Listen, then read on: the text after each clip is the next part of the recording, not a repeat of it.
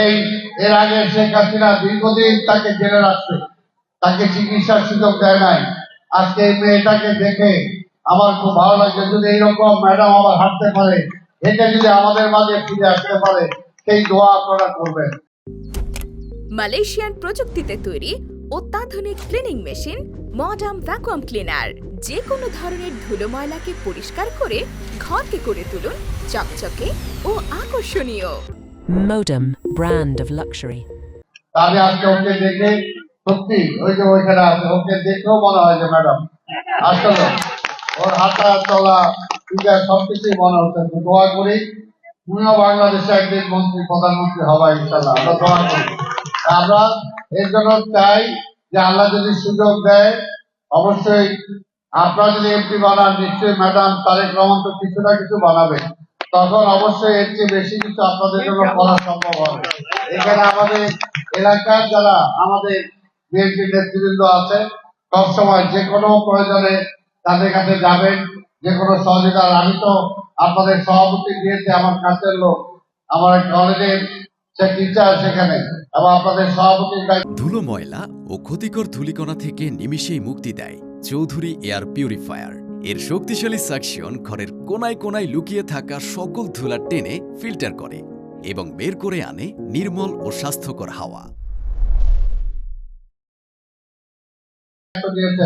এবং আমি খুশি হলাম যে আপনারাই বলছেন যে একজন ভালো সভাপতি আমি দিয়েছি। কথাটা ঠিক তো? ইনশাল্লাহ এটা শুনেই তো ভালো লাগলো। ঠিক তেমনি ভাবে আপনারা যদি আমাদেরকে কমিশনার বানান, তাইলেও বলবেন আপনারা যে ভালো লোককে কমিশনার বানাইছেন, ভালো মহিলাকে কমিশনার বানাইছেন, দেখবেন ওরা আপনাদের জন্য কাজ করবে ইনশাল্লাহ। আমরা সবাই একসাথে এলাকার পরিবেশটা ভালো রাখতে চাই, মোহাম্মদপুরের পরিবেশটা ভালো করতে চাই। এটা শুনলে ভালো লাগে না যে মোহাম্মদপুরের পরিবেশ কিছু কিছু জায়গায় খারাপ। এটা অবশ্যই বিগত সরকার যেভাবে করেছে, আমি আজকে রাজনৈতিক বক্তব্য দিতে চাই না। এটা একটা স্কুল, এখানে ছোট ছোট কোমলমতি মেয়েরা এখানে পড়াশোনা করে, কিন্তু তার মনেও আজকে কিন্তু আগস্টে এই যে 5ই আগস্টের এবং জুলাইয়ের যে স্মৃতি এই মেয়েদের মধ্যে ধারণ করেছে, তোমরা উপস্থাপন করেছো। এটা কিন্তু মনে থাকবে। কাজে অত্যাচার করে, জোর করে, নিপীড়ন করে, নির্যাতন করে কেউ কিন্তু মানুষের মন জয় করতে পারে না। আমরা যারা রাজনীতি করি, আমি সহ আমাদের নেতা কর্মীদের এই কথাটা মনে রাখতে হবে। একটা ভালো মানুষ হইতে হবে, মানুষের বন্ধু হইতে হবে। অন্য কোনো কিছু করে জোর করে করছিল শেখ হাসিনা প্রধানমন্ত্রী, তাতে কি হয়েছে? ওই পিছনে দরজা দিয়ে পালায় চলে গেছে। খারাপ লাগে, দুঃখ লাগে। গতকালকে দেখেন সে ভাষণ দিতে যায়, কি হয়েছে? তার বাড়ির অবস্থাটা কি হয়েছে? নিশ্চয়ই আমরা এটা তো চাই না। কাজে জোর করা উচিত না, মানুষের মনের বিরুদ্ধে যাওয়া উচিত না। দুইটা জায়গায় কেউ যুদ্ধ করে জয়লাভ করতে পারে না। একটা হলো প্রকৃতির সাথে, ঝড় যদি হয় আপনি যুদ্ধ করে পারবেন না, বন্যা জলোচ্ছ্বাস হলে আপনি যুদ্ধ করে পারবেন না, ঠিক তেমনি জনগণের সাথে যুদ্ধ করেও কেউ জয়লাভ করতে পারে না। এই জন্যই বলবো আজকে এটা আমরা এই কোমলমতি মেয়েরা যারা তোমরা আজকে পড়াশোনা করছো, ভবিষ্যতে তোমরা এই দেশে একজন কেউ মন্ত্রী হবা, কেউ ইঞ্জিনিয়ার হবা, কেউ ডাক্তার হবা, কেউ রাজনীতিবিদ হবা, কেউ ভালো মানুষ হবা, কেউ শিক্ষক হবা। তাই কাজে তোমাদের জীবনটা সেভাবে গড়ে তুলতে হবে।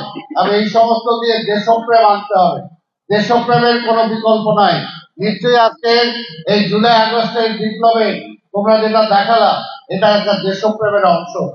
দেশপ্রেমের অংশ। তোমাদের মতো বয়সে কিন্তু আমি যুদ্ধে গেছি। যখন ম্যাট্রিক পাস করে ইন্টারমিডিয়েট নটরডেম কলেজের ছাত্র ছিলাম, দাড়ি মোছ ঠিক মতো উঠে নাই, তখন কিন্তু 71 সালে আমি যুদ্ধে গেছি, হাতে অস্ত্র নিয়ে যুদ্ধ করছি। কাজে এই বয়সটা কিন্তু অনেক গুরুত্বপূর্ণ। তোমরা যারা 9, 10-এ পড়ো বা 11, 12-এ পড়ো, এই বয়সটা কিন্তু ভবিষ্যৎটা গড়ার। এখন এই বয়সে হয় কেউ ধ্বংস হয়ে যাবা, আর নাহলে কেউ অনেক ভালো হয়ে যাবা। কাজে এই বয়সটাকে নিজেকে কন্ট্রোল করতে হবে, নিজেকে ভালো রাখতে হবে, নিজেই কন্ট্রোল করতে হবে। পরিবার যারা আছে, শিক্ষক যারা আছে, তারা তো করবেই, কিন্তু নিজেরাও কন্ট্রোল করতে হবে। বিশেষ করে মেয়েদের, আমাদের এই সমাজে আজকে মেয়েদের কি অবস্থা, এই মেয়েদেরকে আরো সামনে আমাদেরকে এগিয়ে যেতে হবে। যদি আমরা দেশটাকে উন্নয়ন করতে চাই, তাহলে অবশ্যই মেয়েদেরকে দিকে আরো বেশি দৃষ্টি দিতে হবে।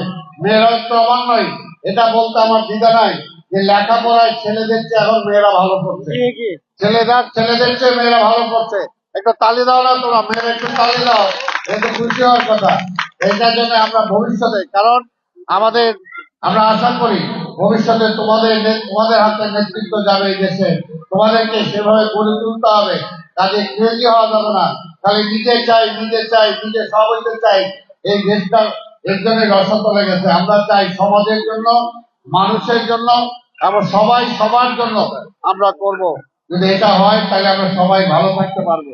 তা আমি অনেক বক্তব্য দিয়ে ফেললাম, যেহেতু প্রথমে বলেছি খুব ভালো লাগছে তোমাদের এখানে এসে।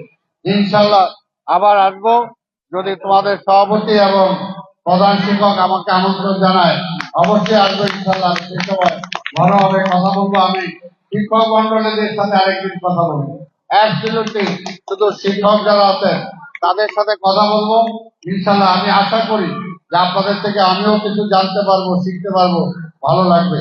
তা আজকের এই দিনটা আমার মনে থাকবে, এবং আজকের এই যে যারা আয়োজন করেছেন আপনাদের সবাইকে আমি ধন্যবাদ জানাই।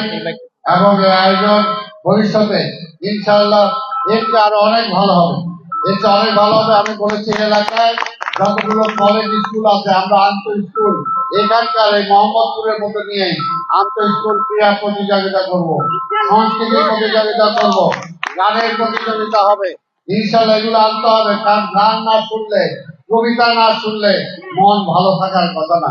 ফুল যদি ভালো না বাসে, পরিবেশ, এখানে একটা মেয়ে এইসব পরিবেশনা করলো গাছ, এটা যে পরিবেশটা যে কত ভালো রাখা দরকার, গাছ যে একটা কি জিনিস আমরা সবাই অনেকে সেটা হয়তো জানিও না, কিন্তু আমাদেরকে বুঝতে হবে। আজকে ওয়ার্ল্ড প্রকৃতির ভারসাম্য আজকে নষ্ট হয়ে যাচ্ছে।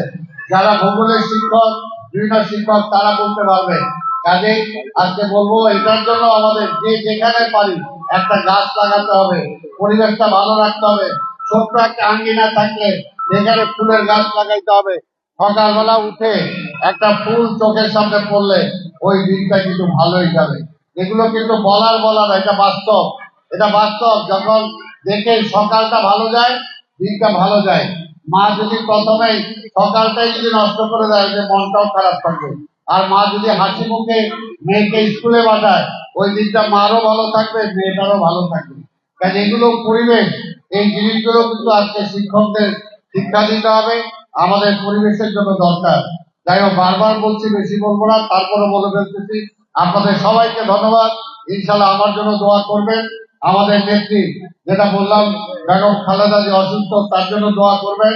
আমাদের নেতা তারেক রহমান জন্য দোয়া করবেন, যাতে আমরা সবাই মিলে আপনাদের সাথে থেকে এই দেশের জন্য, এই সমাজের জন্য, এই মোহাম্মদপুরের জন্য আমরা যাতে কিছু করতে পারি, এই স্কুলের জন্য যাতে আমরা কিছু করতে পারি।